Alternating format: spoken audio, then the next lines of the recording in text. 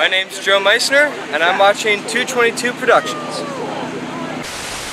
Man, I just can't believe they actually ended the qualifiers that way.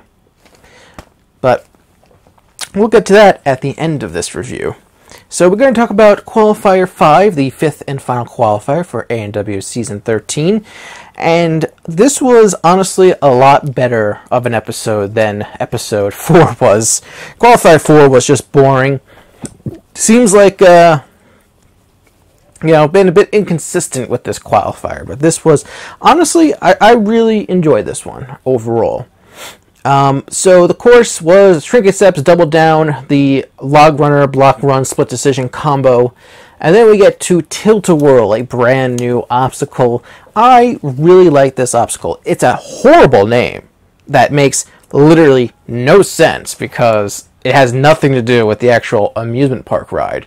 But it's a combination of a bar hop and a twisty thing. So bar hop, twist, bar hop, twist, bar hop, twist. It's clever. It's neat. It's a terrible name, though. Absolutely horrible name. Then Obstacle 5 was Sideways. Why? Why was Sideways back? It still sucks. I don't like Sideways. It's not a bad obstacle. It's just an uninteresting one. So, whatever. So the entire theme for this episode, because they're really trying to theme these episodes out, was mentorship. Students running side by side with their mentors. And similar to last week with the whole training partners episode, this got a big criticism from me because many times during this episode, you'll have situations where one person of a pair runs and then the other one gets fast forwarded. Although the way that a lot of the stuff was presented wasn't as egregious as last week, but it still annoyed me. And also, there were actual pairs that were shown in full for both of them, so that was nice. It wasn't as prevailing. A really good way to start with Leif Sundberg. They talked about how in the past he was really fast, and he went on to explain that the reason he goes fast is that because he's a larger person, it requires more effort, so he tries not to spend as much time hanging from his hands, which makes sense. It's a good profile because it's related to ANW, given the science behind it, and overall, some pretty good stuff. And he had this amazing save on the log runner. He was stuck on that fourth log forever, and he fought his way through it and was able to just complete the obstacle. And probably due to just exhaustion, he unfortunately was eliminated at Sideways. He couldn't hold it up anymore. A quick look shows that unfortunately he did not move on to the semifinals, despite a great run. It's just he spent so much time that he couldn't make it, and that's unfortunate. But it was a good run to start out with. Trying to see what else. Anything that is interesting to me. They showed Flip early, along with his mentor Cal Poros, I believe, Ninja Cal. When they showed Flip, it's like, okay, this either go one or two ways. Either they're going to do a early clear. There was a lot of clears in this episode, many of who got cut. Or he's going to fail. And I was partially right. Kind of right in both regards, because he failed Sideways, but they immediately showed his mentor, his student rather, and he cleared. So Cal cleared, Flip didn't. I believe they're both moving on. They are. Flip was actually the fastest to Sideways of the people who failed Sideways. He was very quick on the course, but not like a unnecessary quick. I just want to mention that when they were doing a fast forward for Taylor Amon, that they had Summer Sanders on her sideline, her virtual sideline, Obviously, promoting the Olympics, they mentioned her being, an Olympic gold medalist in swimming. But to me, the more important statistic is that she was the original host of Figure It Out on Nickelodeon. So that's how they should have addressed her as. But I can understand why they didn't. But speaking of Taylor, she got to buzz the hair of one of the two Green brothers, Nathan or Marquez. A little weird because they did the profile, they showed Nathan starting the course, and then they did a fast forward for Marquez, who failed sideways. They ended up both failing sideways at the exact same part, but Marquez was the winner. So they showed the slower run of the two, which I thought was an odd choice. But Nathan got a buzz cut as a result. And also kind of funny, they showed a fast forward of Nick Hansen, a different Nick Hansen, which was pretty funny. Then they showed Jackson Chwait, and I will maintain that his act is good. It's a good act. It's different, the scooter and the cat stuff. He's got a new cat, and he is pretty talented. He's shown that he is pretty good, and especially because he got the Mega Wall. He is only the fourth person and the final person this season to win $10,000 on the Mega Wall. 10,000 is four is on the lower side, honestly. I would have expected more, but we didn't get it. They fast forwarded Jamie Ron, but they mentioned that this was his 20th buzzer, which is a nice statistic. But they just, as much fast forwards as there was also a lot of skips that I was not cool with. Like, they skipped a lot of my friends. They skipped Joe Meisner, Philip Scott, who both got clears for the first time, so good on them. They skipped Donovan Matoyer, who failed sideways, is moving on. He technically not my friend, but I'm also surprised that they fast-forwarded Sem Garay, one of the best personalities on the show, and they fast-forwarded Rue Yori, and they fast-forward other people, too. Jimmy Choi, I was very surprised that they fast-forwarded Jimmy Choi, because I thought they loved showing him. But they didn't show him. And Eric Middleton got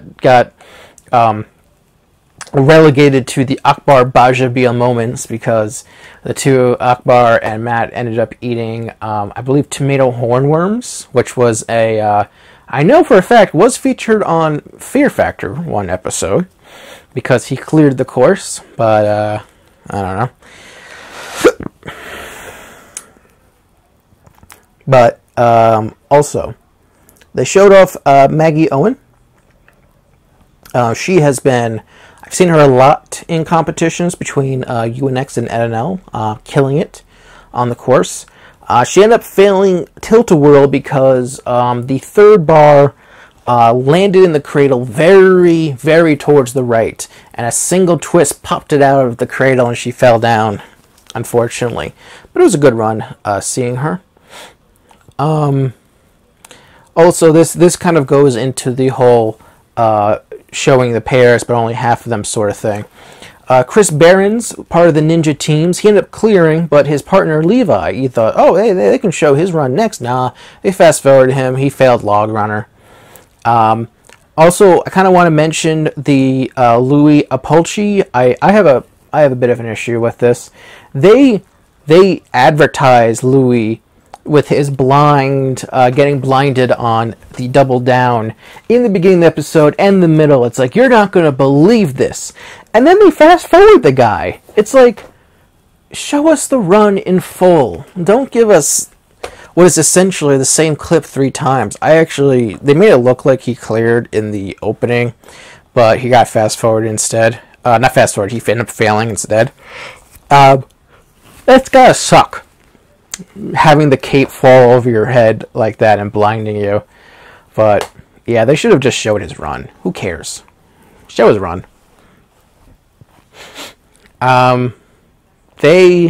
Chris DeGangi was a noticeable failure from the fast forwards. He ended up failing block run. He supposedly flipped a coin, chose block run, and failed, and they showed Jesse LeBrecq in tears. This was a very shocking fail, very unlike Chris as of late, and so sad to see him.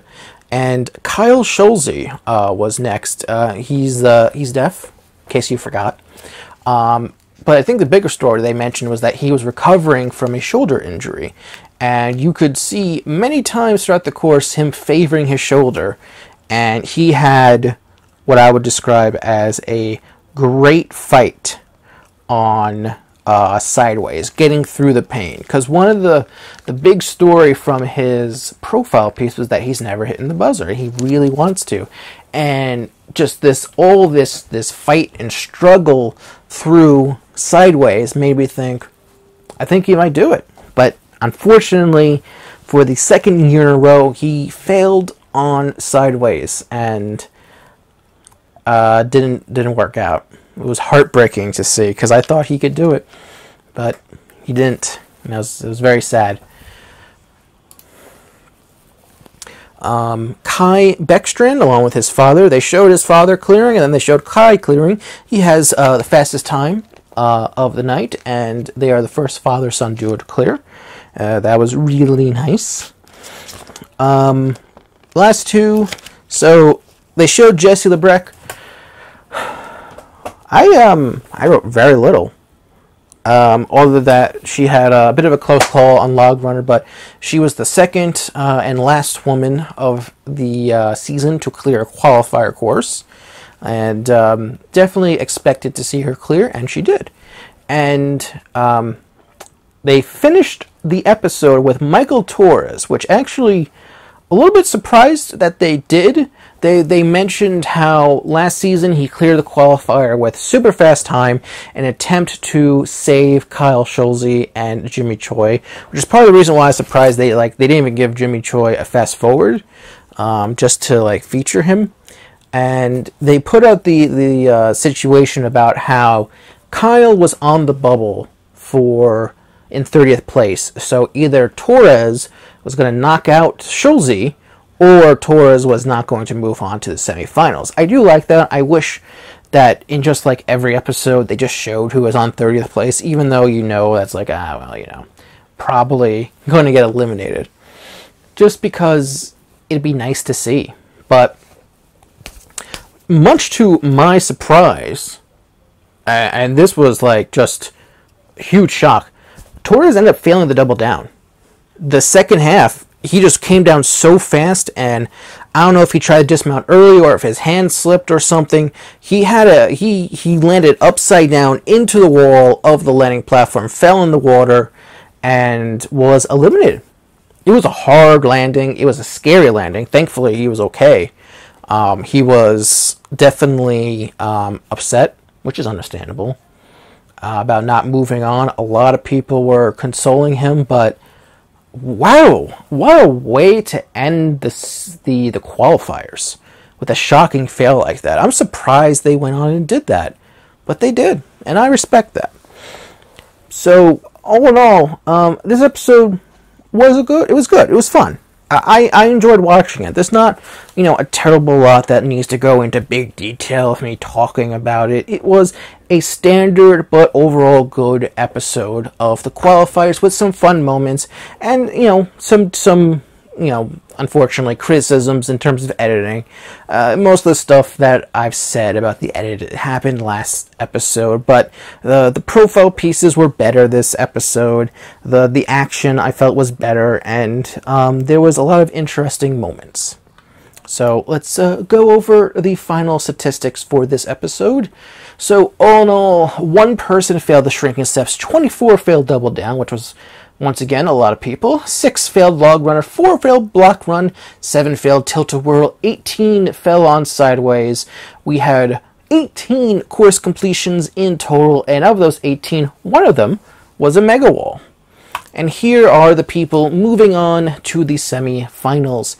So all these people who cleared are Kai Beckstrand, Cal Poros, Tyler Yamauchi, Cam Baumgartner, Jackson Chwait, who got the mega wall, Joseph Meisner, Kyle Soderman, Hunter Gerard, Chris Behrens, John Mack, Eric Middleton, Sam Folson, Mike Salinzi, Philip Scott, Brian Beckstrand, Joe Brown and Jesse LeBrecq and Jamie Ron.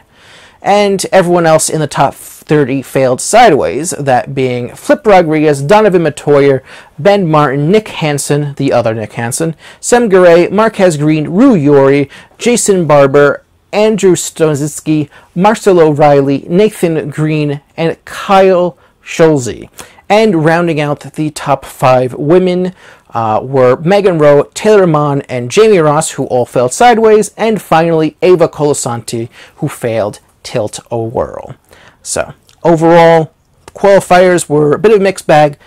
Some good episodes, some bad episodes. They've had worse seasons, they've had better seasons, quite frankly. This was very middle of the road overall, and I really hope that COVID is cleared enough next year that they can go back to the normal format, because I think it's better that way. But, I don't know. Maybe. Who knows? With the way the things are going right now, who knows what ANW is going to look like next year, if it even is going to be ANW, quite frankly. But, oh well. Hopefully the semifinals will be good. Hey y'all, thank you all very much for watching. If you haven't yet, please subscribe for more ANW reviews, and check out some of my past reviews. Thank you all very much for watching. I'm going to go watch the semifinals now.